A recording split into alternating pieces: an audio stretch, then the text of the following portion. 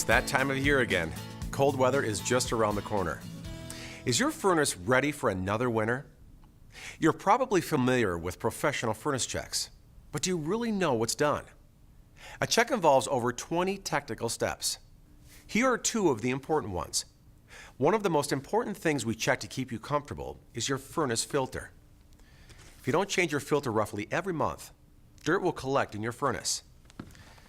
When this happens, your furnace can't move as much warm air into your home as it should. Next, to ensure your safety, we check for carbon monoxide leaks. Carbon monoxide is a colorless, odorless gas that can be deadly. It can get into your home when your furnace's flame isn't adjusted correctly, or when there's a crack in your heat exchanger. Both your flame and heat exchanger need to be inspected. Your furnace works hard all winter to keep you warm. Be comfortable and be safe. Have your furnace professionally checked. Give us a call. We'll be happy to help you out.